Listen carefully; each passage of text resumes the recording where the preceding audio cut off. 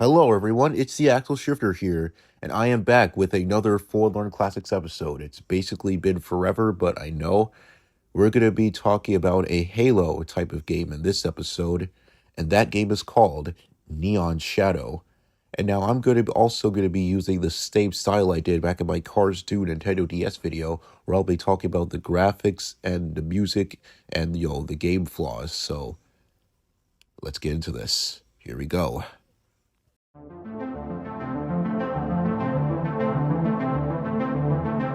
Neon Shadow was developed by Crescent Moon Games and is a sci-fi first-person shooter FPS game that takes us back to like the days of, well, the classic shooter action games. And since there isn't much of a story, I'm just going to be talking about the gameplay first instead of that.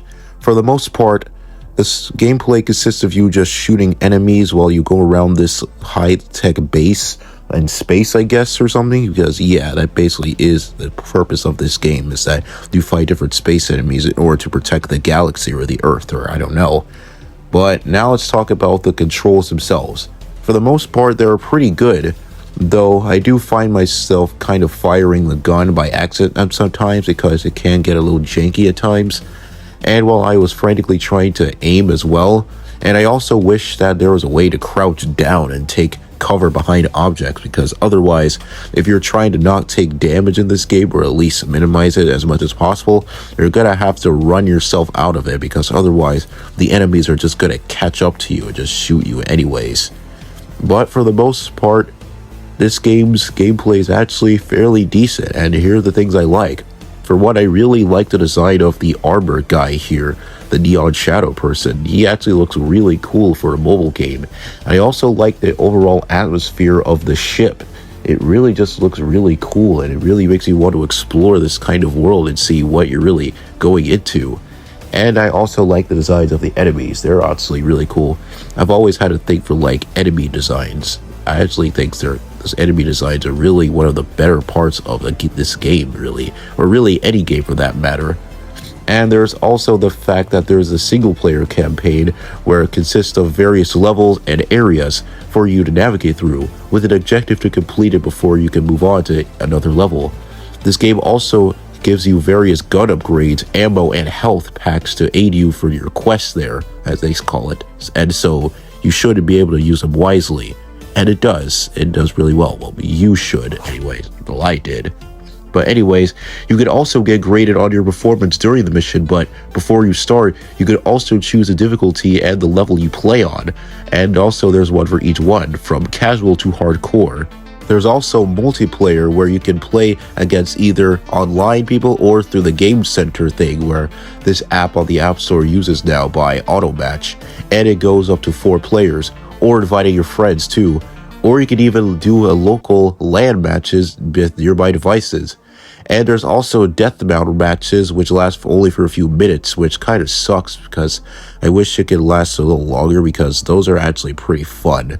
And you'll also need to grab nearby guns and upgrade your arsenal just to let loose and not, die and stuff. And whoever gets the most kills by the end is the winner. So overall, I would say that the gameplay of this game is actually really fun, and I would highly recommend you check this out, because it's actually pretty cool.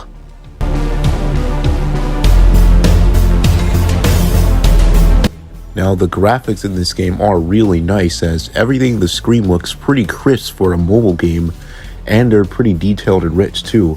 The movements of the character and the enemies and the maps are pretty smooth and fluid as well, with no real type of lag in this game. I've seen plenty of lag in different other types of games, even console ones, but this game doesn't seem to have it mostly. And while it's not the best thing in the world, it's still pretty good. As I said before, I love the environment here and the overall atmosphere, the designs of the different enemies, and the armor of the main character, or the Neon Shadow. It's pretty nice to look at.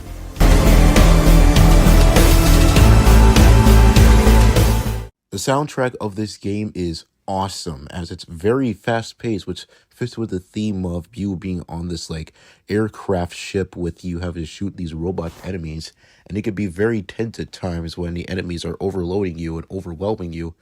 And the game's playlist is in the description for this video, the Neon Shadow OST playlist, so I recommend you check that out. So yeah, Here's some listens to some tracks.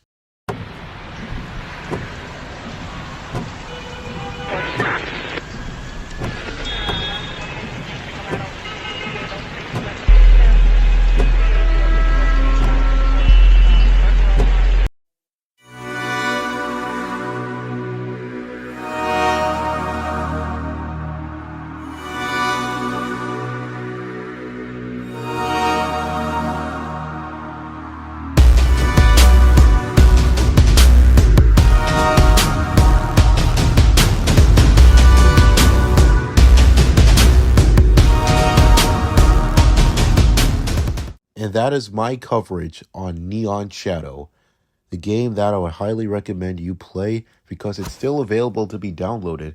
If you still want to have a game for, an FPS shooter on either iOS or Android, there it is. It's still there. So, this is just the end of today's Forlorn Classics episode. Sorry it took so long. I was just busy with work and my school life still is going on. But yeah, I promise that I'll keep trying to make Forlorn Classics episodes, or at least much as I can because of the workload I have or my life recently.